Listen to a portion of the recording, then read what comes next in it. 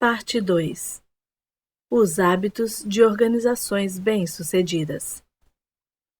Capítulo 4. Hábitos angulares ou a balada de Paul O'Neill. Quais hábitos importam mais? Primeiro, num dia tumultuoso em outubro de 1987, um exame de proeminentes investidores e analistas da Bolsa de Valores de Wall Street reuniu-se no salão de festas de um hotel chique em Manhattan. Estavam lá para conhecer o novo diretor executivo da Aluminum Company of America, ou Alcoa, como era conhecida. Uma corporação que durante quase um século vinha fabricando de tudo, desde a embalagem dos Hershey's Kisses e o metal das latas de Coca-Cola até os rebites que sustentam os satélites. O fundador da Alcoa inventara o processo de fundição de alumínio um século antes, e desde então a empresa se tornara uma das maiores do planeta. Muitas das pessoas na plateia tinham investido milhões em ações da Alcoa e recebido um retorno constante. No ano anterior, porém, os investidores haviam começado a resmungar. Os dirigentes da Alcoa tinham dado um passo em falso atrás do outro, tentando expandir insensatamente com a criação de novas linhas de produtos, enquanto concorrentes roubavam seus clientes e lucros. Assim, houve um senso de alívio palpável quando a diretoria da Alcoa anunciou que era hora de uma nova liderança. Esse alívio, no entanto, transformou-se em apreensão quando a escolha foi anunciada.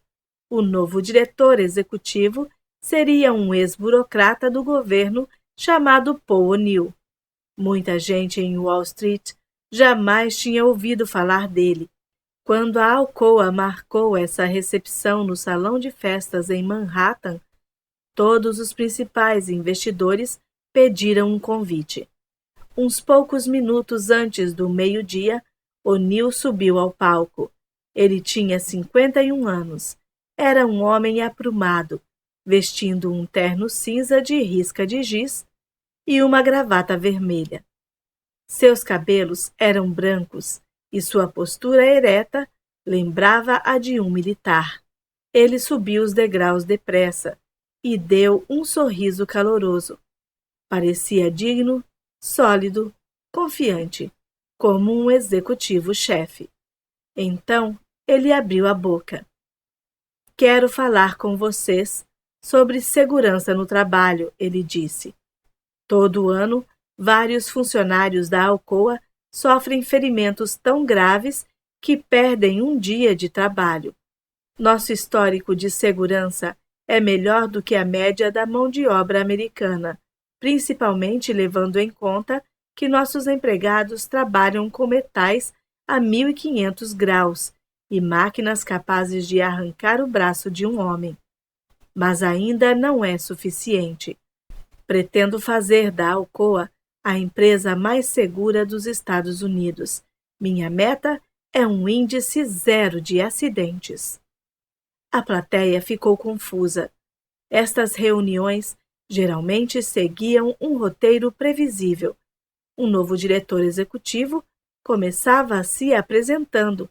Fazia uma falsa piada autodepreciativa, algo sobre como ele passara o curso inteiro da Harvard Business School dormindo, e depois prometia alavancar os lucros e baixar os custos. Em seguida, vinha uma severa crítica aos impostos, às normas comerciais e, às vezes, com um fervor que sugeria a experiência em primeira mão no tribunal de divórcio aos advogados. Por fim, o discurso terminava com uma enxurrada de palavras da moda: sinergia, proativo e coopetição. E neste momento, todos podiam voltar para seus escritórios, novamente confiantes de que o capitalismo estava salvo por mais um dia. O'Neill não dissera nada sobre lucros. Não mencionou impostos. Não falou de usar alinhamento para obter uma vantagem de mercado sinérgica infalível. Até onde as pessoas na plateia sabiam, a julgar por aquele papo sobre segurança no trabalho, O'Neill talvez fosse a favor da pró-regulamentação. Era uma perspectiva apavorante. Agora, antes de prosseguir, disse O'Neill, quero apontar as saídas de emergência deste recinto. Ele indicou com um gesto a parte de trás do salão de festas. Há 2 portas nos fundos, e no caso improvável de um incêndio ou outra emergência, vocês devem sair calmamente, descer as escadas até o saguão e deixar o prédio. Silêncio. O único som era o zumbido do trânsito pelas janelas. Segurança? Saídas de incêndio? Aquilo era uma piada? Um certo investidor na plateia sabia que O'Neill estivera em Washington, D.C., durante os anos 1960. Esse cara deve ter tomado um monte de drogas, ele pensou. Por fim, alguém levantou a mão e perguntou sobre inventários na divisão aeroespacial. Outro perguntou sobre os coeficientes de capital da empresa. Não tenho certeza de que vocês me ouviram, disse O'Neill. Se vocês querem entender a situação da Alcoa, precisam olhar os números de segurança dos nossos locais de trabalho. Se diminuirmos nossos índices de acidentes, não será devido a um esforço motivacional ou às baboseiras que às vezes vocês ouvem de outros diretores executivos. Será porque os indivíduos desta empresa concordaram em se tornar parte de algo importante. Dedicaram-se a criar um hábito de excelência. A segurança será um indicador de que estamos fazendo um avanço em mudar nossos hábitos em todo o âmbito da instituição. É assim que deveríamos ser avaliados. Os investidores quase se atropelaram para sair do salão quando a apresentação terminou. Um deles correu até o saguão, achou um telefone público e ligou para seus 20 maiores clientes. Eu disse, a diretoria pôs um hippie maluco no comando e ele vai afundar a empresa. Esse investidor me contou. Mandei eles venderem as ações imediatamente, antes que todos os outros no recinto começassem a ligar para seus clientes e dissessem para eles fazerem o mesmo. Foi literalmente o pior conselho que eu dei em toda a minha carreira. Em menos de um ano, após o discurso de O'Neill, os lucros da Alcoa atingiram uma alta recorde. Quando O'Neill se aposentou no ano 2000, o faturamento líquido anual da empresa era 5 vezes maior do que antes de ele chegar, e sua capitalização de mercado crescera em 27 bilhões de dólares.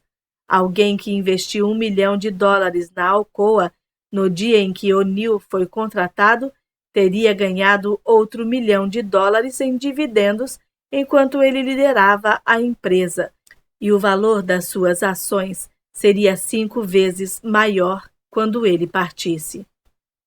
Além disso, todo esse crescimento aconteceu enquanto a Alcoa se tornava uma das empresas mais seguras do mundo.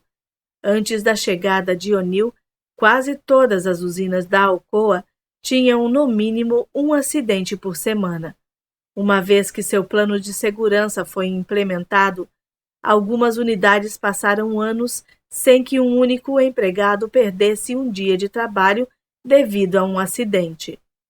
O índice de acidentes no trabalho caiu para 1/20 da média dos Estados Unidos. Então, como O'Neill transformou uma das maiores, mais antiquadas e mais potencialmente perigosas empresas do país numa máquina de lucros e um bastião da segurança, atacando um único hábito e então observando as mudanças se espalharem por toda a organização. Eu sabia que precisava transformar a Alcoa, O'Neill me disse. Mas você não pode mandar as pessoas mudarem. Não é assim que o cérebro funciona. Por isso, decidi que era melhor começar enfocando uma única coisa. Se eu pudesse começar desmanchando os hábitos relacionados a uma única coisa, isso se alastraria pela empresa toda.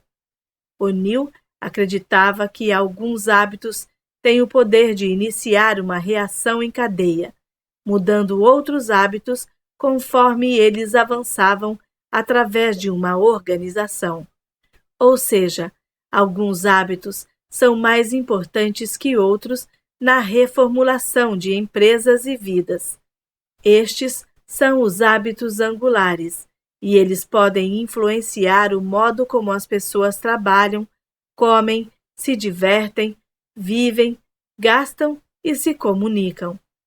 Os hábitos angulares dão início a um processo que ao longo do tempo transforma tudo. Os hábitos angulares dizem que o sucesso não depende de acertar cada mínimo detalhe, mas em vez disso, baseia-se em identificar umas poucas prioridades centrais e transformá-las em poderosas alavancas. A primeira seção desse livro explicou como os hábitos funcionam, como eles podem ser criados e alterados. No entanto, por onde um aspirante a transformador de hábitos deve começar? Entender os hábitos angulares fornece a resposta para essa pergunta. Os hábitos mais importantes são os que, quando começam a mudar, desalojam e reformulam outros padrões. Os hábitos angulares explicam como Michael Phelps tornou-se um campeão olímpico e por que alguns estudantes universitários têm um desempenho melhor que o dos colegas. Eles esclarecem por que algumas pessoas, após anos de tentativas, de repente perdem 9 quilos enquanto se tornam mais produtivas no trabalho e ainda conseguem chegar em casa a tempo para jantar com os filhos. E os hábitos angulares explicam como a Alcoa tornou-se uma das ações de melhor desempenho no índice Dow Jones, enquanto também se tornava um dos lugares mais seguros da Terra. Da primeira vez em que a Alcoa abordou O'Neill com a proposta de tornar-se diretor executivo, ele não sabia ao certo se queria o emprego. Já ganhara bastante dinheiro e sua mulher gostava de Connecticut, onde eles moravam. Não sabiam nada sobre Pittsburgh, onde ficava a sede da Alcoa. Mas antes de recusar a oferta, O'Neill pediu um tempo para pensar. Para se ajudar a tomar a decisão, começou a trabalhar numa lista de quais seriam suas maiores prioridades se aceitasse o cargo. O'Neill sempre tivera muita fé em listas. Elas eram seu jeito de organizar a vida. Durante o ensino superior em Fresno State, onde ele terminou seu curso em pouco menos de 3 anos, enquanto ainda trabalhava 30 horas por semana, O'Neill esboçara uma lista de tudo o que esperava realizar ao longo de sua vida, incluindo, perto do topo da lista, fazer uma diferença. Após se formar em 1960, incentivado por um amigo, O'Neill pegou um formulário para se candidatar a um estágio no governo federal e, junto com outras 300.000 pessoas, prestou o concurso público. 3.000 pessoas foram escolhidas para serem entrevistadas. 300 delas receberam ofertas de emprego. O'Neill foi uma dessas pessoas. Ele começou como gerente de médio escalão na Veterans Administration, onde lhe mandaram aprender sobre sistemas de computação. O'Neill continuou fazendo sua lista o tempo todo, registrando por que alguns projetos eram mais bem-sucedidos que os outros, quais fornecedores faziam as entregas no prazo e quais não faziam. Ele era promovido todo ano. E conforme galgava os escalões da Veterans Administration, construiu um nome para si mesmo como alguém cujas listas sempre pareciam incluir um tópico que resolvia um problema. Em meados dos anos 1960, havia uma alta demanda por esse tipo de habilidade em Washington, D.C. Robert McNamara havia recentemente estruturado o Pentágono, contratando uma leva de jovens matemáticos, estatísticos e programadores de computador. O presidente Johnson queria ter suas próprias crianças prodígio, por isso O'Neill foi recrutado para o que acabaria sendo conhecido como o Gabinete de Administração e Orçamento, um dos órgãos mais poderosos da capital. Dentro de uma década, aos 38 anos, ele foi promovido a vice-diretor e, de repente, estava entre as pessoas mais influentes da cidade. Foi então que a educação de O'Neill sobre hábitos organizacionais realmente começou. Uma de suas primeiras tarefas foi criar uma estrutura analítica para estudar como o governo estava gastando dinheiro com serviços de saúde. Ele rapidamente descobriu que os esforços do governo, que deveriam estar sendo guiados por regras lógicas e prioridades deliberadas, em vez disso eram orientados por processos institucionais bizarros que de várias maneiras funcionavam como hábitos. Burocratas e políticos, em vez de tomar decisões, estavam reagindo a deixas com rotinas automáticas para obter recompensas como promoções ou reeleições. Era o loop do hábito, disseminado entre milhares de pessoas e bilhões de dólares. Por exemplo, depois da Segunda Guerra Mundial, o Congresso criara um programa para construir hospitais comunitários. Um quarto de século depois, esse programa ainda estava avançando num passo arrastado, e por isso, sempre que a legislação alocava novas verbas para o setor da saúde, os burocratas imediatamente começavam a construir. As cidades que recebiam os novos hospitais não necessariamente precisavam de mais leitos para pacientes, mas isso não importava. O que importava era erguer uma grande estrutura que um político pudesse mostrar enquanto pedia votos. Os funcionários federais passavam meses debatendo sobre cortinas azuis ou amarelas, pensando se os quartos dos pacientes deveriam ter uma ou duas televisões, projetando postos de enfermeiros, coisas realmente sem sentido. O'Neill me contou. Na maior parte das vezes, ninguém nem perguntava se a cidade queria um hospital. Os burocratas tinham adquirido o hábito de resolver qualquer problema médico construindo alguma coisa para que um congressista pudesse dizer: "Olha o que eu fiz." Isso não fazia nenhum sentido, mas todo mundo continuava fazendo sempre a mesma coisa. Os pesquisadores descobriram hábitos institucionais em quase toda a organização ou empresa que examinaram. Os indivíduos têm hábitos, os grupos têm rotinas, escreveu o acadêmico Geoffrey Hodgson, que passou toda a sua carreira examinando padrões organizacionais. As rotinas são o equivalente dos hábitos nas organizações. Para O'Neill, esses hábitos pareciam perigosos. Estavam basicamente cedendo à tomada de decisões para um processo que acontecia sem pensar de verdade, disse O'Neill. Mas, em outros órgãos, nos quais a mudança começava a se mostrar, bons hábitos organizacionais estavam gerando sucesso. Alguns departamentos da NASA, por exemplo, estavam fazendo uma reforma interna, deliberadamente instituindo rotinas organizacionais que incentivavam os engenheiros a correr mais riscos. Quando foguetes não tripulados explodiam no lançamento, os chefes de departamento batiam palmas para que todos soubessem que sua divisão tentara e falhara, mas pelo menos tentara. Chegou um ponto em que o centro de controle enchia-se de aplauso toda vez que alguma coisa cara explodia.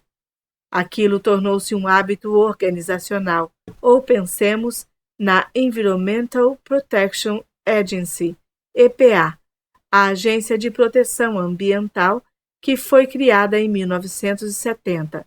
O primeiro administrador da EPA, William Ruckelshaus, conscientemente projetou hábitos organizacionais que incentivaram seus legisladores a serem agressivos ao fazer cumprir as normas. Quando advogados pediam permissão para abrir um processo ou ação de aplicação de normas, isso passava por um processo de aprovação. A resposta era uma autorização para prosseguir. A mensagem era clara. Na EPA, a agressividade é recompensada. Em 1975, ela estava criando mais de 1.500 novas normas ambientais por ano.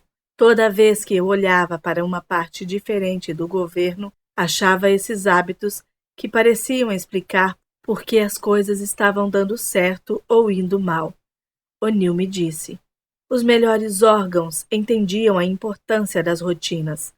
Os piores eram liderados por pessoas que jamais pensavam sobre isso, e depois se perguntavam por que ninguém obedecia às suas ordens.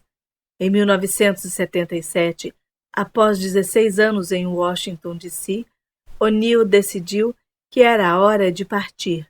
Estava trabalhando 15 horas por dia, 7 dias por semana. A sua mulher estava cansada de criar 4 filhos sozinha. O'Neill renunciou ao cargo e conseguiu um emprego na International Paper, a maior empresa de celulose e papel do mundo.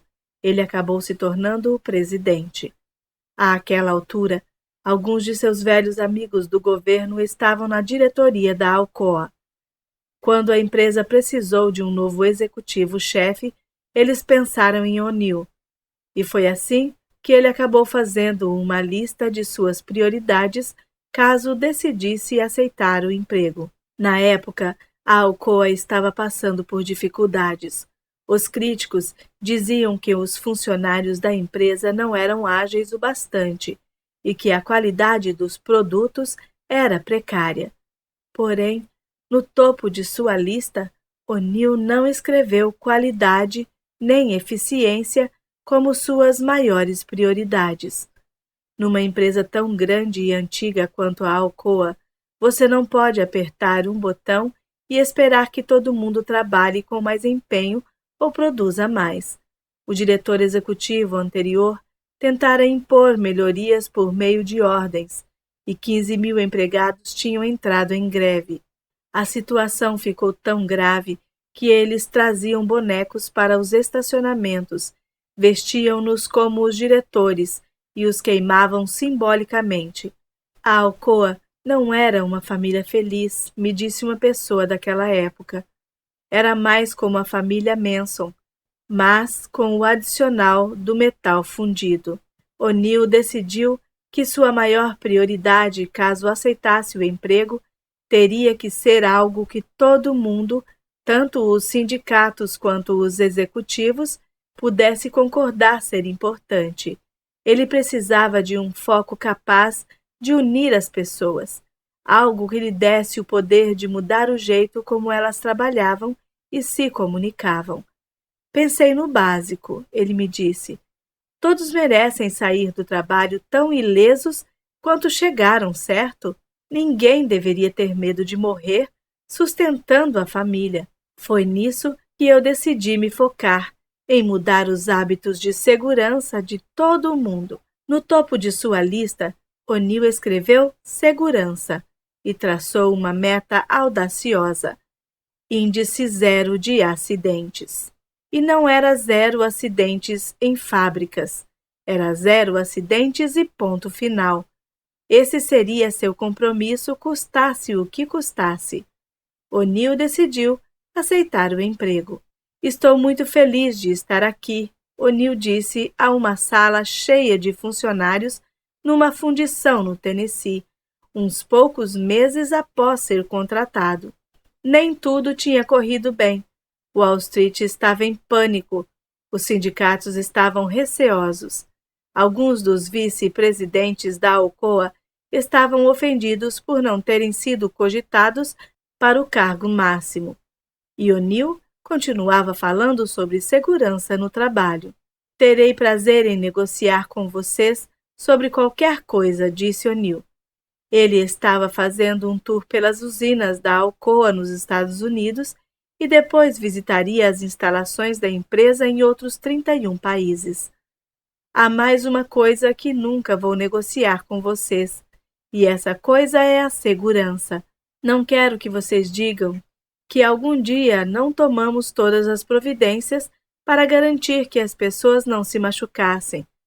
Se vocês quiserem discutir comigo a esse respeito, vão perder. O aspecto brilhante dessa abordagem era que ninguém, é claro, queria discutir com O'Neill sobre segurança no trabalho.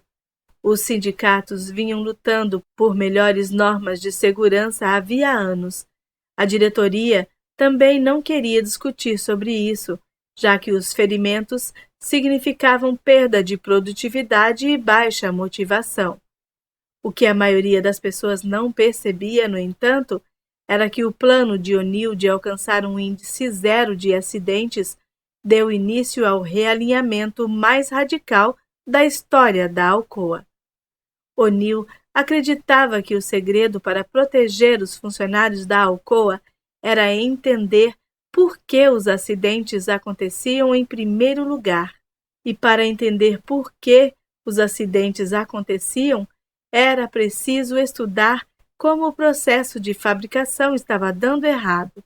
Para entender como as coisas estavam dando errado, era preciso contratar pessoas que pudessem educar os funcionários sobre controle de qualidade e os processos de trabalho mais eficientes, para que fosse mais fácil fazer tudo do jeito certo, já que um trabalho correto também é um trabalho mais seguro. Em outras palavras, para proteger os funcionários, a Alcoa precisava se tornar a melhor e mais eficiente empresa de alumínio da Terra. O plano de segurança de O'Neill, basicamente, era moldado no loop do hábito. Ele identificou uma deixa simples, o empregado ferido. Então instituiu uma rotina automática. Cada vez que alguém se acidentasse, o presidente da unidade tinha que reportar o acidente para O'Neill em até 24 horas e apresentar um plano para garantir que o acidente nunca mais acontecesse. E havia uma recompensa. As únicas pessoas que seriam promovidas eram aquelas que adotavam o sistema. Os presidentes de unidade eram pessoas ocupadas. Para contatar O'Neill dentro de 24 horas após um acidente, precisavam ficar sabendo do acidente por intermédio de seus vice-presidentes, assim que ele ocorresse.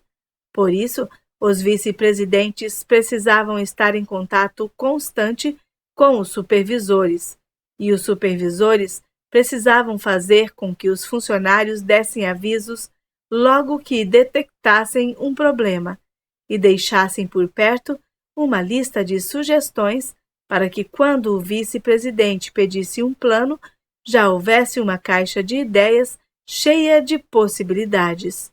Para fazer tudo isso acontecer, cada unidade precisava criar um novo sistema de comunicação que facilitasse ao funcionário de cargo mais inferior levar uma ideia ao executivo do mais alto escalão o mais rápido possível. Quase tudo na rígida hierarquia da empresa precisou mudar para se adequar ao programa de segurança de O'Neill. Ele estava formando novos hábitos corporativos. 2 ou 3 anos atrás, eu estava na minha sala olhando pela janela para a ponte de Ninth Street.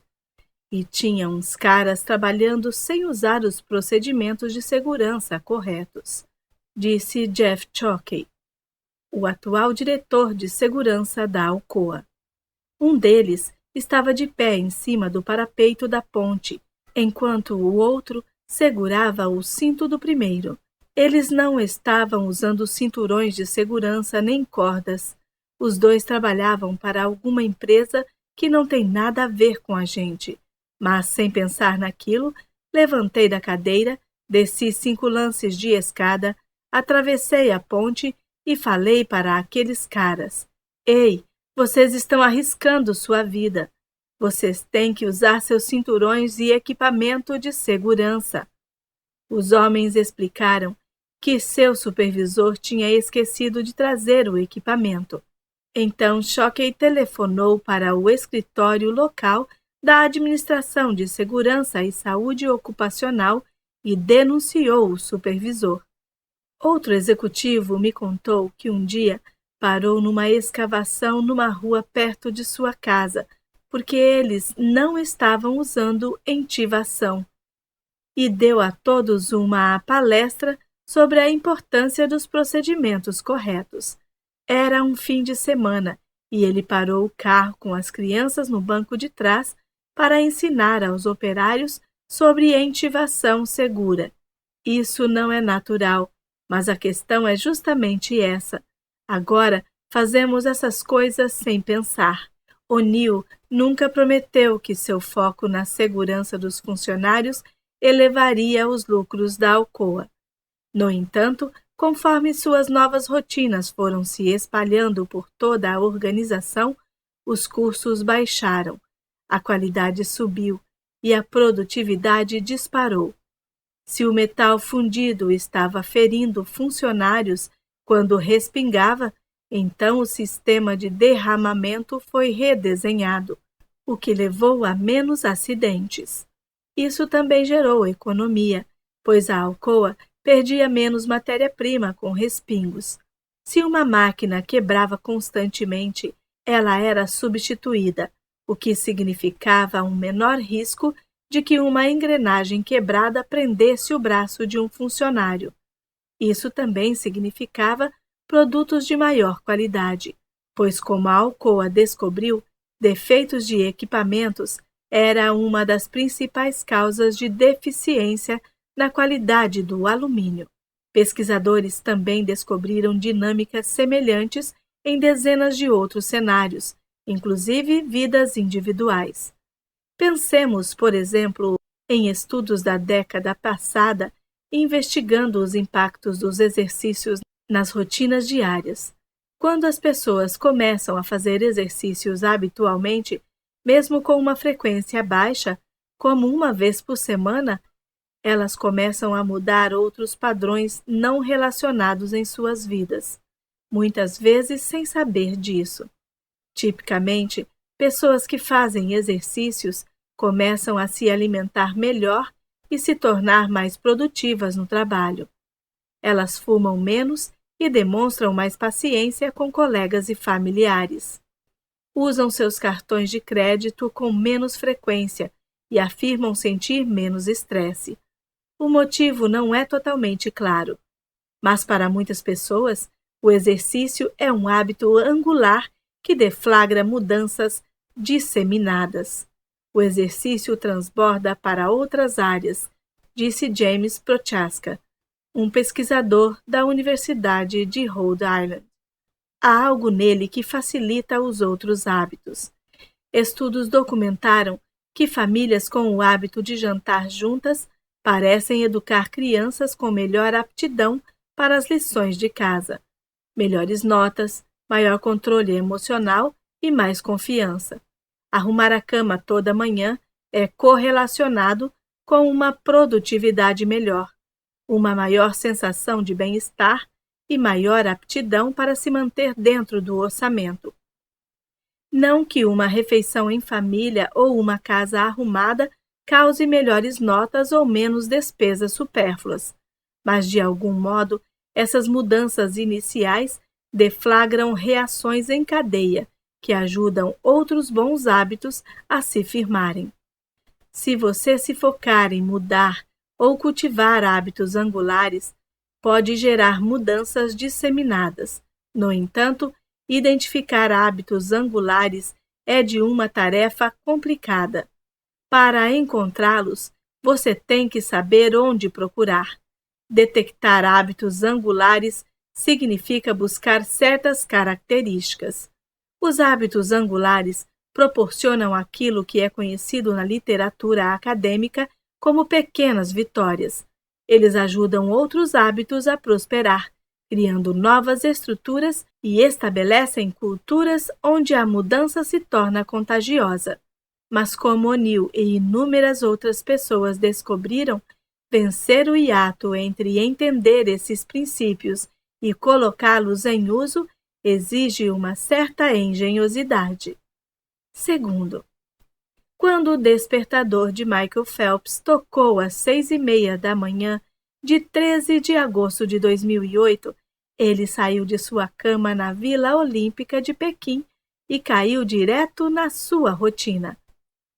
Vestiu uma calça de moletom e foi tomar o café da manhã. Ele já ganhara 3 medalhas de ouro naquela mesma semana, somando 9 ao todo em sua carreira.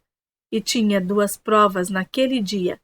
Às 7 da manhã, ele estava no refeitório, comendo sua refeição normal de dias de prova: ovos, aveia e 4 milkshakes energéticos. As primeiras das mais de 6.000 calorias que ele consumiria ao longo das 16 horas seguintes. A primeira prova de Phelps, os 200 metros borboleta, sua prova mais forte, estava marcada para as 10 horas. 2 horas antes do disparo da pistola de largada, ele deu início à sua série rotineira de alongamentos, começando com os braços, depois as costas, depois descendo até os tornozelos, que eram tão flexíveis que podiam se esticar mais de 90 graus, mais que uma bailarina nas pontas dos pés. Às 8h30, ele entrou na piscina e começou sua primeira volta de aquecimento, 800 metros em estilo misto, seguidos de 600 metros de pernadas, 400 metros puxando uma boia entre as pernas, 200 metros de exercício de braçadas e uma série de sprints de 25 metros para elevar o batimento cardíaco. O aquecimento levou exatamente 45 minutos. Às 9h15, ele saiu da piscina, começou a se espremer para entrar em seu LZR Racer, um maiô tão apertado que eram necessários 20 minutos puxando para vesti-lo. Então, pôs fones de ouvido, deu play na sessão de hip-hop que ouvia antes de cada prova e ficou esperando. Phelps começara a nadar aos 7 anos, para gastar parte da energia que estava deixando sua mãe e seus professores malucos, quando um treinador de natação local, chamado Bob Bowman, viu o torso comprido de Phelps, as mãos grandes e pernas relativamente curtas, que ofereciam menos resistência na água. Percebeu que ele podia se tornar um campeão. Porém, Phelps era emotivo. Tinha dificuldade de se acalmar antes das provas. Seus pais estavam se divorciando e não era fácil para ele lidar com o estresse. Bowman comprou um livro de exercícios de relaxamento e pediu que a mãe de Phelps os lesse para ele em voz alta toda noite. O livro continha um roteiro. Feche seu punho direito bem apertado e depois solte. Imagine a tensão se dissipando, que tensionava e relaxava cada parte do corpo de Phelps antes de ele cair no sono. Bowman acreditava que para um nadador o segredo da vitória era criar as rotinas certas. Ele sabia que Phelps tinha o físico perfeito para a piscina. Dito isso, todo mundo que acaba competindo numa Olimpíada tem uma musculatura perfeita. Bowman também percebeu que Phelps, mesmo numa idade tão precoce, tinha uma capacidade para a obsessão que fazia dele um atleta ideal. Por outro lado, todos os atletas de elite são obsessivos. O que Bowman podia dar a Phelps, no entanto, e que o distinguiria de outros competidores, eram hábitos que fizessem dele um nadador mentalmente mais forte na piscina. Ele não precisava controlar cada aspecto da vida de Phelps. Só o que precisava era focar em uns poucos hábitos que não tinham nada a ver com natação e tudo a ver com criar a mentalidade correta. Ele concebeu uma série de comportamentos que Phelps podia usar para ficar calmo e focado antes de cada prova. Para descobrir essas minúsculas vantagens que num esporte em que a vitória pode vir em questão de milissegundos fariam toda a diferença. Quando Phelps era adolescente, por exemplo, ao final de cada treino, Bowman lhe dizia para ir para casa e assistir à fita de vídeo. Assista antes de dormir e quando acordar. A fita de vídeo não era real. Na verdade, era uma visualização mental da prova de natação perfeita. Toda noite antes de dormir e toda manhã logo ao acordar, Phelps se imaginava pulando dos blocos e em câmera lenta nadando impecavelmente. Visualizava suas braçadas, as paredes da piscina, suas viradas e o momento da chegada. Imaginava o rastro na água atrás de seu corpo, a água pingando de seus lábios quando a boca vinha à tona. Qual seria a sensação de arrancar a touca no final? Deitava na cama de olhos fechados e assistia à competição inteira nos mínimos detalhes inúmeras vezes, até que soubesse cada segundo de cor. Durante os treinos, quando Bowman mandava Phelps nadar em velocidade de competição, gritava: "Coloque a fita!" E Phelps se esforçava a nadar com toda a força que tinha. A sensação enquanto ele cruzava a água era quase de anticlímax.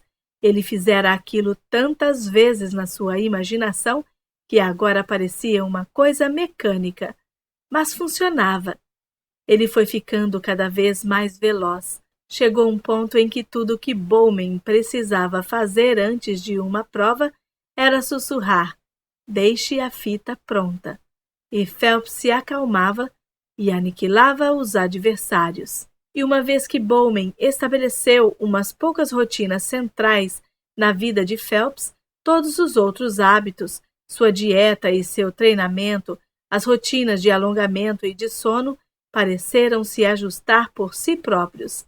No cerne de por que esses hábitos eram tão eficazes, porque funcionavam como hábitos regulares, estava algo conhecido na literatura acadêmica como uma pequena vitória.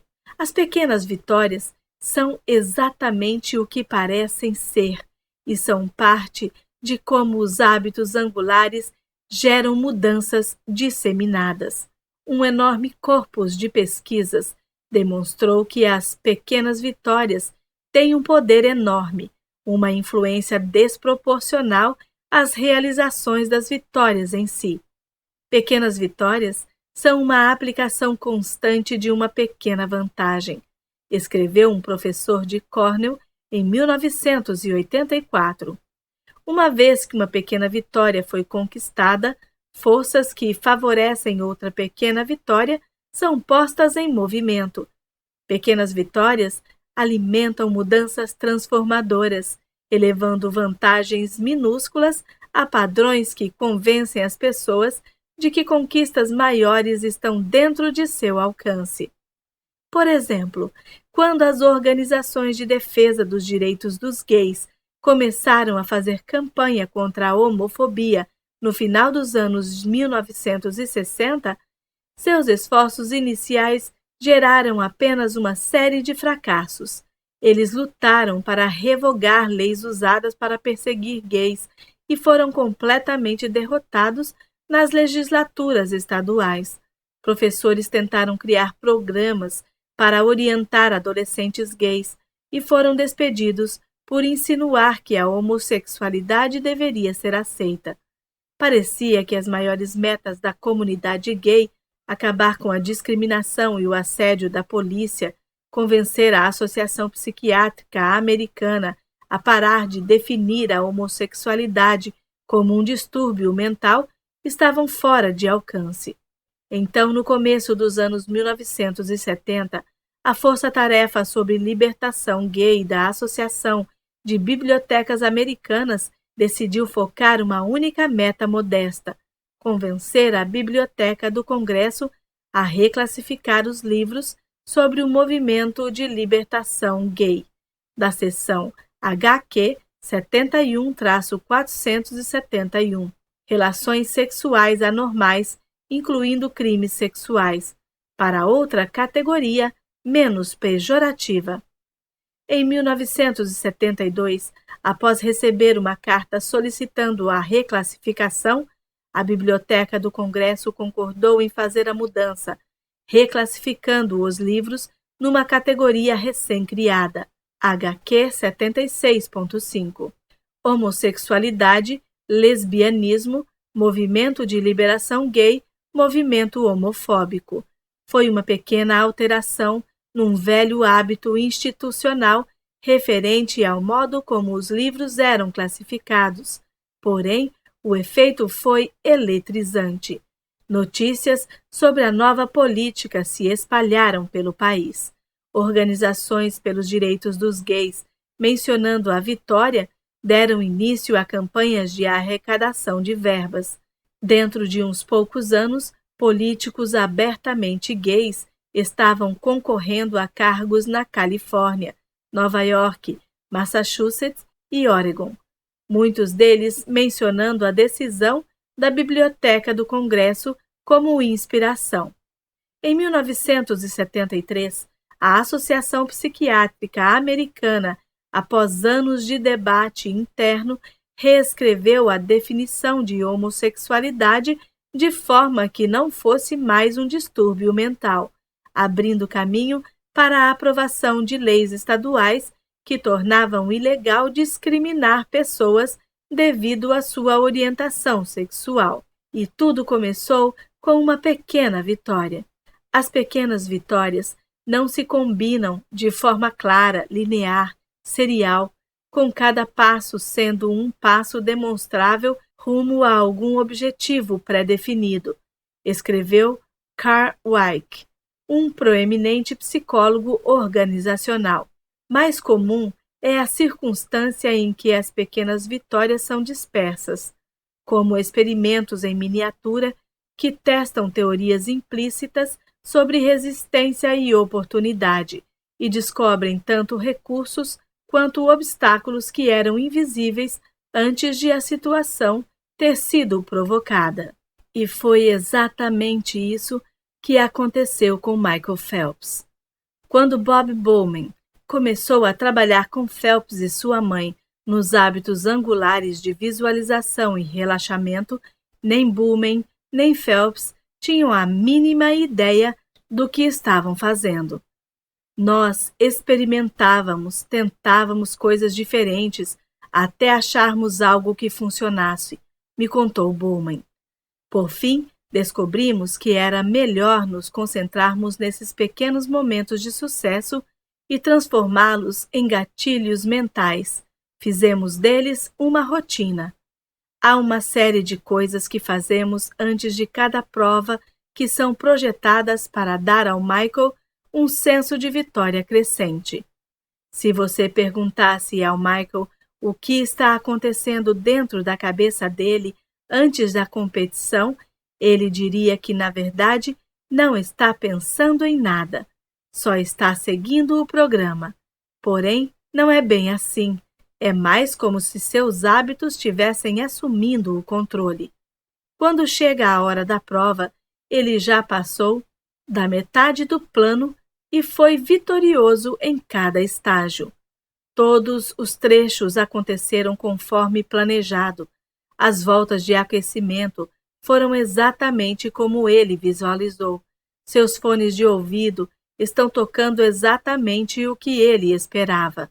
A prova da verdade é só mais um passo num padrão que começou mais cedo naquele dia e não conteve nada além de vitórias. Vencer é uma extensão natural. Voltando a Pequim, eram 9h56, 4 minutos antes do início da prova. e Phelps estava de pé atrás de seu bloco de largada, dando pulinhos nas pontas dos pés. Quando o locutor disse seu nome, Phelps subiu no bloco, como sempre fazia antes de uma prova, e depois desceu, como sempre fazia. Balançou os braços 3 vezes, como fizera antes de cada prova, desde que tinha 12 anos. Subiu nos blocos de novo, assumiu sua postura e, ao ouvir o disparo da pistola, pulou. Phelps percebeu que havia algo errado assim que caiu na água. Havia umidade dentro de seus óculos. Não sabia dizer se o vazamento era em cima ou embaixo, mas enquanto rompia a superfície da água e começava a nadar, ele torceu para que a infiltração não piorasse muito. Já na segunda virada, no entanto, tudo estava ficando embaçado. Quando ele se aproximou da terceira virada e da volta final, seus óculos estavam totalmente cheios. Phelps não conseguia enxergar nada. Não via a linha no fundo da piscina. Não via o T preto assinalando a parte que se aproximava. Não via quantas braçadas restavam. Para a maior parte dos nadadores, perder a visão no meio de uma final de Olimpíada seria motivo de pânico. Phelps estava calmo. Todo o resto naquele dia acontecera de acordo com o plano. A infiltração nos óculos era um desvio pequeno, mas para o qual ele estava preparado.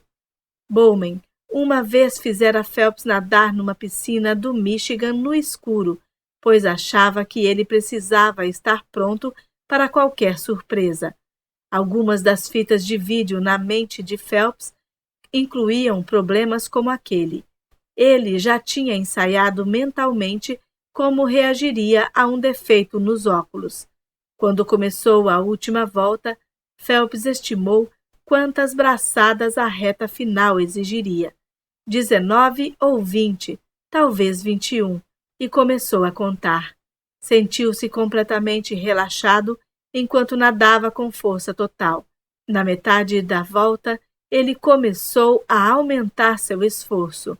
Uma erupção final que se tornara uma de suas técnicas principais para superar os adversários. Após 18 braçadas, ele começou a prever a parede. Ouvia a multidão berrando, mas já que estava cego, não fazia ideia se estavam torcendo para ele ou para outra pessoa. 19 braçadas, depois 20. Parecia que ele precisava de mais uma. Era isso que dizia a fita de vídeo em sua cabeça. Ele deu uma 21ª braçada enorme, deslizou com os braços esticados e encostou na parede. O timing tinha sido perfeito. Quando tirou os óculos e olhou para o placar, estava escrito Recorde Mundial ao lado do seu nome. Ele ganhara outra medalha de ouro. Depois da prova, um repórter perguntou qual fora a sensação de nadar cego. Foi como eu imaginei que fosse, disse Phelps. Foi uma vitória a mais numa vida inteira cheia de pequenas vitórias. 6 meses depois que Paul O'Neill se tornou diretor executivo da Alcoa, recebeu um telefonema no meio da noite. Um gerente de usina no Arizona estava na linha, em pânico, contando que uma prensa de extrusão tinha parado de funcionar e um dos operários, um jovem que entrara para a empresa umas poucas semanas antes, ansioso pelo emprego porque oferecia plano de saúde para mulher grávida, tentara consertá-la.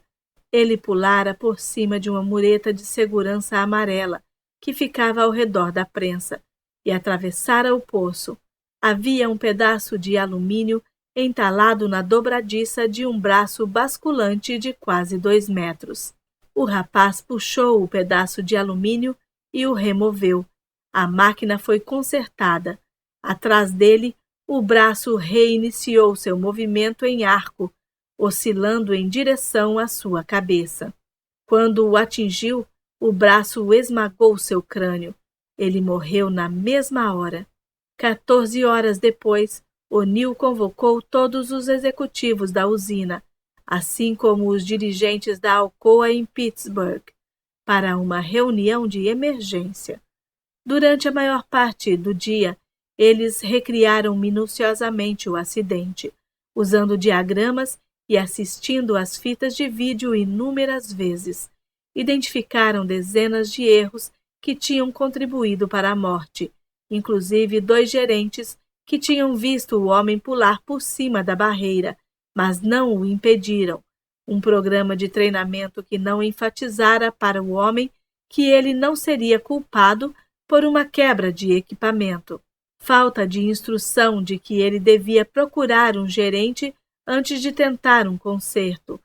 E a ausência de sensores que desligassem a máquina automaticamente quando alguém entrasse no poço.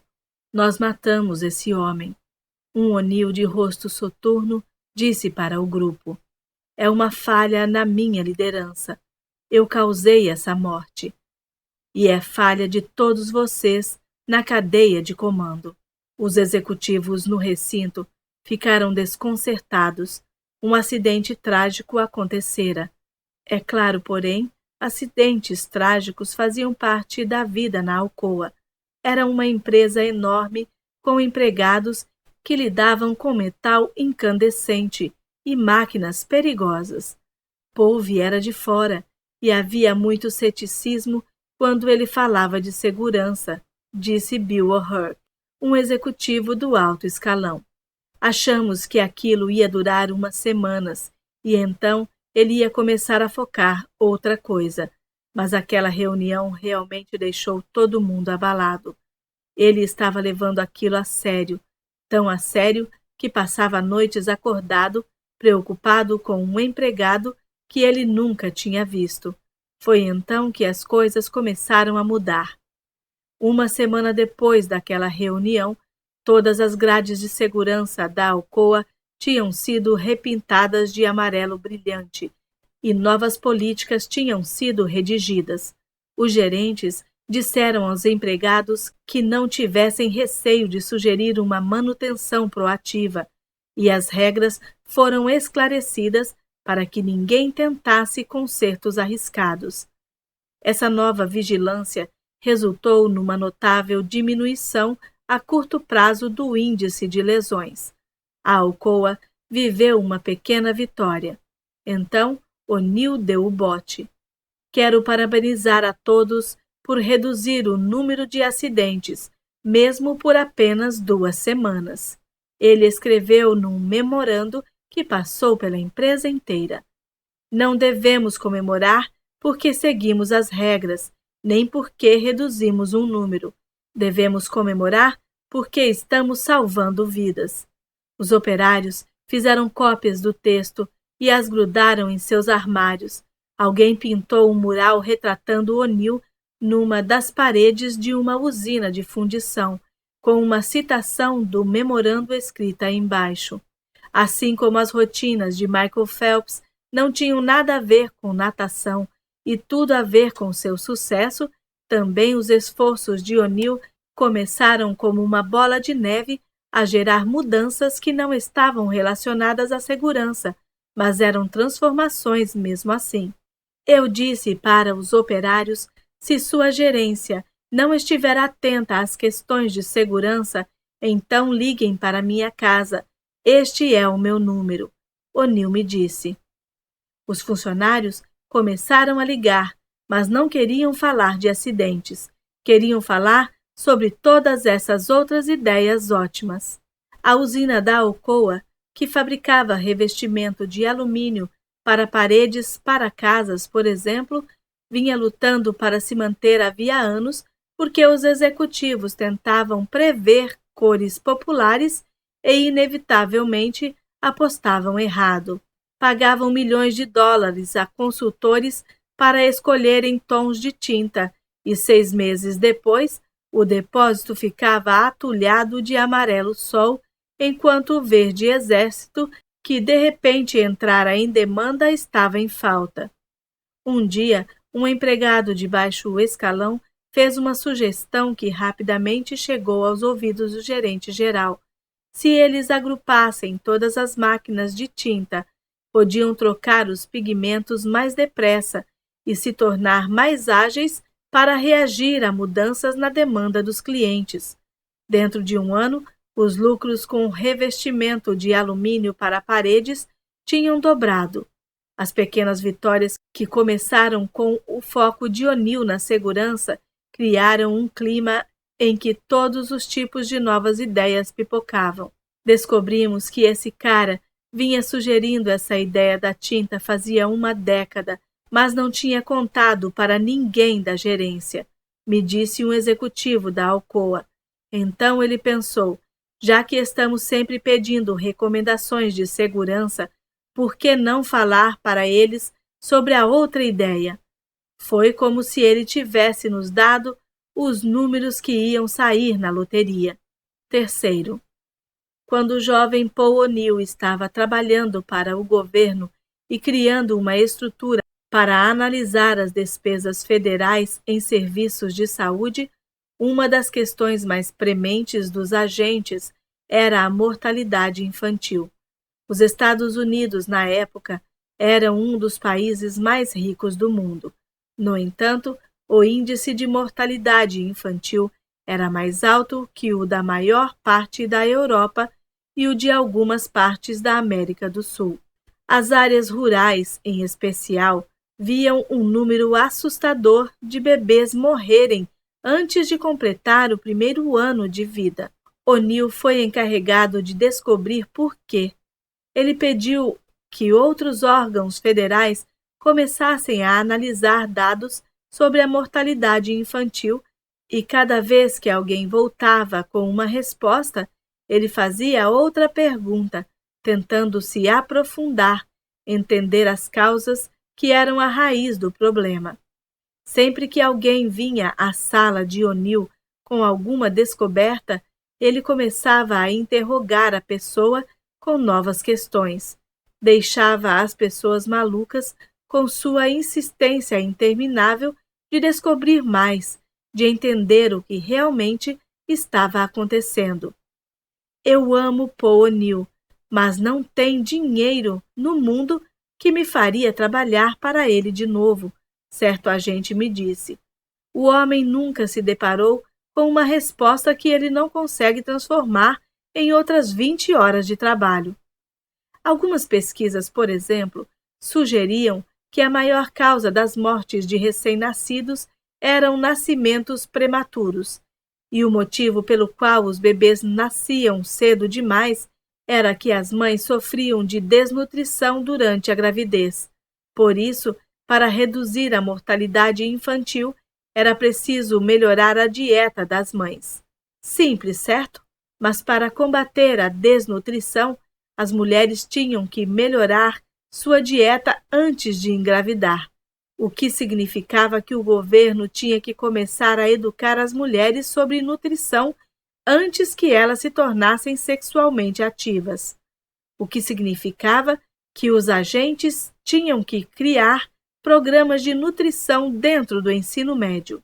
No entanto, quando O'Neill começou a perguntar como deveria criar esses programas, descobriu que muitos professores do ensino médio em áreas rurais não tinham conhecimento básico de biologia suficientes para ensinar nutrição. Então o governo teve que reformular a educação universitária dos professores e lhe dar uma base mais forte em biologia, para que eles, por fim, pudessem ensinar nutrição a garotas adolescentes, para que essas adolescentes se alimentassem melhor antes de começar a fazer sexo e, por fim, estivessem suficientemente nutridas quando tivessem filhos. A má formação dos professores, como finalmente descobriram os agentes que estavam trabalhando com O'Neill, era uma causa que se encontrava na raiz da mortalidade infantil. Se alguém pedisse a médicos ou oficiais da saúde pública um plano para combater as mortes de recém-nascidos, nenhum deles teria sugerido mudar a formação dos professores. Não teriam como saber que havia uma relação. No entanto, ensinando biologia a alunos universitários, possibilitou-se que eles, por fim, transmitissem esse conhecimento a adolescentes, que passaram a se alimentar melhor e, anos mais tarde, geraram bebês mais fortes. Hoje, a taxa de mortalidade infantil nos Estados Unidos é 68% menor do que quando O'Neill assumiu o cargo. As experiências de O'Neill com a mortalidade infantil ilustram o segundo modo como os hábitos angulares fomentam mudanças, criando estruturas que ajudam outros hábitos a prosperar. No caso das mortes prematuras, mudar o currículo universitário dos professores deu início a uma reação em cadeia que acabou modificando o jeito como as garotas eram educadas em áreas rurais e sua condição nutricional quando elas engravidavam. E o hábito de O'Neill de estar sempre forçando outros burocratas a continuar pesquisando até achar as raízes de um problema reformou o modo como o governo pensava sobre problemas como a mortalidade infantil. A mesma coisa pode acontecer na vida das pessoas. Por exemplo, até cerca de 20 anos atrás, a sabedoria convencional afirmava que o melhor jeito de uma pessoa perder peso era alterar sua vida radicalmente. Os médicos prescreviam dietas rígidas aos pacientes e lhe diziam para se matricular numa academia, frequentar sessões regulares de orientação, às vezes todos os dias, e mudar suas rotinas diárias, subindo escadas, por exemplo, em vez de pegar o elevador. Segundo este modo de pensar, era apenas virando a vida da pessoa de cabeça para baixo que os maus hábitos podiam ser reformados. Porém, quando os pesquisadores estudaram a eficácia desses métodos durante períodos prolongados, descobriram que eram um fracasso. Os pacientes usavam as escadas por uma semana, mas no fim do mês, aquilo dava trabalho demais. Começavam dietas e se matriculavam em academias, mas depois que o entusiasmo inicial arrefecia, eles voltavam rapidamente para seus velhos hábitos de comer mal e assistir TV. Acumular tantas mudanças ao mesmo tempo tornava impossível que qualquer uma delas se firmasse. Então, em 2009, um grupo de pesquisadores subsidiados por institutos nacionais de saúde publicou um estudo sobre uma abordagem diferente para a perda de peso. Tinham juntado um grupo de 1.600 obesos e pediram que eles se concentrassem em anotar tudo o que comiam, pelo menos um dia por semana. No começo foi difícil. Os sujeitos se esqueciam de carregar os caderninhos ou comiam fora de hora e não anotavam. Aos poucos, no entanto, as pessoas começaram a registrar suas refeições uma vez por semana e às vezes com mais frequência. Muitos participantes começaram a manter um registro diário do que comiam. No fim, aquilo se tornou um hábito. Então, algo inesperado aconteceu. Os participantes começaram a olhar os registros e descobrir padrões que eles não sabiam que existiam. Alguns notaram que sempre pareciam fazer lanches por volta das 10 horas da manhã, por isso começaram a deixar uma maçã ou banana na mesa para lanchar no meio da manhã. Outros começaram a usar seus diários para planejar cardápios futuros e, quando chegava a hora do jantar, comiam refeição saudável que tinham anotado, em vez de comida gordurosa da geladeira. Os pesquisadores não tinham sugerido nenhum desses comportamentos. Tinham simplesmente pedido que todos anotassem o que comiam uma vez por semana. Mas esse hábito angular, registrar diariamente o que comiam, criou uma estrutura que ajudou outros hábitos a prosperar. 6 meses após o início do estudo, as pessoas que mantinham registros diários do que comiam tinham perdido 2 vezes mais peso do que todo o restante. Depois de um tempo, o diário entrou na minha cabeça, uma pessoa me disse. Comecei a pensar nas refeições de um jeito diferente. Isso me deu um sistema para pensar em comida sem ficar deprimido. Algo semelhante aconteceu na Alcoa depois que O'Neill assumiu o cargo. Assim como os diários forneceram uma estrutura para que os outros hábitos prosperassem, os hábitos de segurança de O'Neill criaram uma atmosfera em que outros comportamentos surgiram. Logo no começo, O'Neill tomou a providência incomum de mandar que os escritórios da Alcoa do mundo inteiro se conectassem numa rede eletrônica. Isso foi no início dos anos 1980, quando as grandes redes internacionais geralmente não estavam ligadas aos computadores nas mesas das pessoas. O'Neill justificou essa ordem argumentando que era essencial criar um sistema de dados de segurança em tempo real que os gerentes pudessem usar para compartilhar sugestões. Como resultado, a Alcoa desenvolveu um dos primeiros sistemas de e-mail corporativo legitimamente mundiais. O'Neill logava no sistema toda manhã e mandava mensagens para conferir se todos os outros também estavam logados. No começo, as pessoas usavam a rede principal para discutir questões de segurança. Então, conforme os hábitos de uso de e-mail tornaram-se mais arraigados e confortáveis, eles começaram a postar informações sobre todo tipo de assunto, tais como condições de mercados locais, cotas de vendas e problemas comerciais. Exigiu-se que executivos do alto escalão enviassem um relatório toda sexta-feira, que qualquer pessoa na empresa fosse capaz de ler. Um gerente no Brasil usou a rede para mandar para um colega em Nova York dados sobre mudanças no preço do aço. O colega nova-iorquino pegou essa informação e a transformou num lucro rápido para a empresa em Wall Street. Em pouco tempo, todo mundo estava usando o sistema para se comunicar sobre tudo. Eu mandava meu relatório de acidentes e sabia que todo mundo ia ler. Então pensei, por que não mandar dados de preços ou informações sobre outras empresas? Um gerente me disse. Era como se tivéssemos descoberto uma arma secreta. A concorrência não conseguia imaginar como estávamos fazendo aquilo. Quando a internet aflorou, a Alcoa estava numa posição perfeita para se beneficiar dela.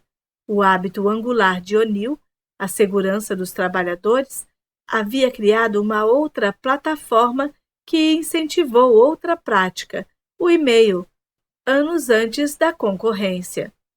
Em 1996, já fazia quase uma década que Paul O'Neill estava na Alcoa.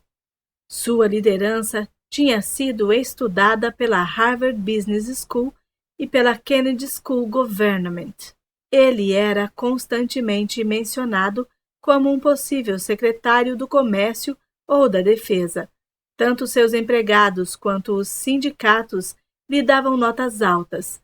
Sob a vigilância dele, o preço das ações da Alcoa tinha subido mais de 200%. Ele era, enfim, um sucesso universalmente reconhecido. Em maio daquele ano, numa reunião de acionistas no centro de Pittsburgh, uma freira beneditina levantou-se durante a sessão de perguntas do público e acusou O'Neill de mentir. A irmã Mary Margaret representava um grupo de defesa de direitos sociais preocupado com os salários e as condições de trabalho dentro de uma usina da Alcoa em Ciudad Acuña, no México. Ela disse que enquanto O'Neill tecia elogios às medidas de segurança da Alcoa, trabalhadores no México estavam adoecendo devido a gases perigosos. Isso não é verdade, O'Neill disse a todos no auditório. Em seu laptop, ele acessou os registros de segurança da usina mexicana. Estão vendo? Ele disse, mostrando a todos os elevados índices de segurança, cumprimento de leis ambientais e pesquisas de satisfação de empregados. O executivo encarregado da usina, Robert Barton, Era um dos gerentes mais antigos da Alcoa. Estava na empresa havia décadas e era responsável por algumas de suas maiores parcerias. A freira disse que o público não devia confiar em O'Neill. Ela sentou. Depois da reunião, O'Neill pediu que ela viesse à sua sala. A ordem religiosa da freira possuía 50 ações da Alcoa, e havia meses que eles vinham solicitando uma votação de acionistas sobre uma resolução que repensasse as operações da empresa no México. O'Neill perguntou à irmã Mary se ela tinha estado pessoalmente em alguma das usinas. Ela disse que não. Para se certificar, O'Neill pediu que o diretor de recursos humanos e o conselho geral da empresa fossem ao México para ver o que estava acontecendo. Quando os executivos chegaram, examinaram os relatórios da usina de Acunha e descobriram registros sobre um incidente que nunca tinham sido enviados à sede. Uns poucos meses antes, houvera um acúmulo de emissões de gases dentro de um prédio. Foi uma ocorrência relativamente desimportante. O executivo da usina, Barton, instalara ventiladores para dissipar os gases. As pessoas que haviam adoecido tinham se recuperado completamente dentro de 1 ou 2 dias. Mas Barton nunca reportara o problema. Quando os executivos voltaram para Pittsburgh e apresentaram suas descobertas, O'Neill tinha uma dúvida. Bob Barton sabia que as pessoas tinham adoecido? Nós não o encontramos, eles responderam. Mas sim, ficou bem claro que ele sabia. 2 dias depois, Barton foi demitido. Essa saída chocou as pessoas de fora. Barton tinha sido mencionado em artigos como um dos executivos mais valiosos da empresa. Sua partida foi um baque para Joint Ventures Importance. Dentro da Alcoa, no entanto, ninguém ficou surpreso. Aquilo foi visto como uma extensão inevitável da cultura que O'Neill criara. Foi Barton que demitiu a si mesmo.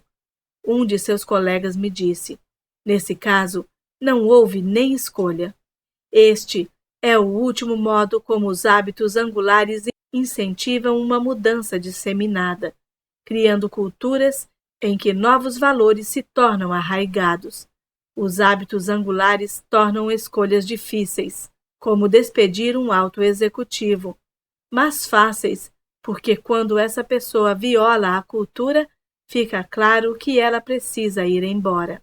Às vezes, essas culturas se manifestam em vocabulários especiais, cujo uso passa a ser ele próprio um hábito que define uma organização.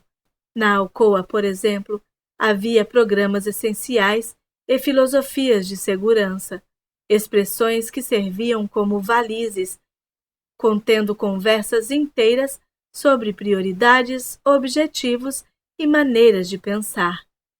Em outra empresa, talvez tivesse sido difícil demitir alguém que estava lá havia tanto tempo. O'Neill me disse: não foi difícil para mim. Era claro o que os nossos valores ditavam. Ele foi demitido porque não relatou o incidente e ninguém mais teve a oportunidade de aprender com ele. Não compartilhar uma oportunidade de aprender é um pecado capital.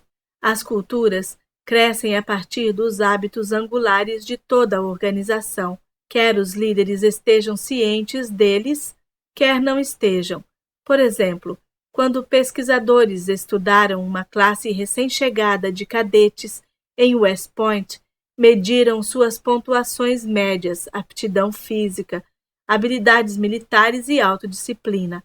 No entanto, quando correlacionaram estes fatores com os dados de se os alunos desistiam do curso ou se formavam, eles descobriram que nenhum dos fatores importava tanto quanto algo a que os pesquisadores se referiam como garra, definida por eles como a tendência a trabalhar com afinco frente aos desafios, mantendo o esforço e o interesse ao longo dos anos, apesar de fracassos, adversidades e estagnações no avanço. O mais interessante da garra é o modo como ela surge. Ela cresce a partir de uma cultura que os cadetes criam para si mesmos, e essa cultura muitas vezes surge devido a hábitos angulares que eles adotam em West Point. Tem tanta coisa difícil nessa escola, um cadete me disse. Eles chamam o primeiro verão de caserna bestial, porque querem triturar você. Um monte de gente desiste antes de o ano letivo começar. Mas eu achei esse grupo de caras nos primeiros dias aqui, e começamos a fazer essa coisa, em que toda manhã nos reunimos para conferir se todo mundo está se sentindo forte. Vou falar com eles quando me sinto preocupado ou desanimado, e sei que eles me botam para cima de novo. Nós somos só 9, e nos chamamos de mosqueteiros. Sem eles, acho que não teria durado nem um mês aqui. Os cadetes que se saem bem em West Point chegam à escola equipados com hábitos de disciplina mental e física. Essas qualidades, no entanto, só podem levá-los até certo ponto. Para ter sucesso, eles precisam de um hábito angular que crie uma cultura, tal como uma reunião diária de amigos com mentalidade semelhante, para lhes ajudar a encontrar a força necessária para superar obstáculos. Hábitos angulares nos transformam criando culturas que deixam claros os valores que, no calor de uma decisão difícil ou de um momento de incerteza, talvez acabássemos esquecendo. Em 2000, O'Neill se aposentou da Alcoa e, a pedido do presidente recém-eleito George W. Bush, tornou-se secretário da Fazenda. Deixou o cargo 2 anos depois e hoje passa a maior parte do tempo ensinando hospitais a se focarem na segurança dos trabalhadores e em hábitos angulares que possam baixar os índices de erros médicos, assim como servindo em diversas diretorias corporativas. Empresas e organizações em todo o território americano, no entanto, já adotaram a ideia de usar os hábitos angulares para retransformar locais de trabalho. Na IBM, por exemplo, Lou Gerstner reconstruiu a empresa concentrando-se inicialmente num único hábito angular, as rotinas de pesquisa e vendas da IBM. Na firma de consultoria McKinsey & Company, uma cultura de melhoria contínua é criada através de um hábito angular de críticas internas abrangentes, que são parte crucial de cada tarefa. Na Goldman Sachs, um hábito angular de avaliação de riscos serve de alicerce a cada decisão. E na Alcoa, o legado de O'Neill continua vivo. Mesmo na ausência dele, os índices de acidentes continuam diminuindo. Em 2010, 82% das usinas da Alcoa não perderam um único dia de trabalho de um empregado devido a ferimentos, o que é quase um recorde histórico. Em média, há mais chances de um funcionário se ferir numa empresa de software, fazendo desenhos animados para um estúdio de cinema ou calculando impostos como o contador, do que lidando com um alumínio fundido na Alcoa. Quando fui promovido a gerente de usina, disse Jeff Shockey, o executivo da Alcoa, no primeiro dia em que entrei no estacionamento, vi todas essas vagas perto das portas da frente, com nomes de cargos escritos nelas, o chefe disso e daquilo. As pessoas importantes ficavam com as melhores vagas. A primeira coisa que fiz foi mandar um gerente de manutenção apagar todos os cargos. Queria que quem chegasse ao trabalho mais cedo pegasse a melhor vaga. Todo mundo entendeu a mensagem. Cada pessoa importa. Era uma extensão do que Paul estava fazendo pela segurança dos funcionários. Isso entusiasmou a usina inteira. Em pouco tempo, Todos estavam chegando ao trabalho mais cedo.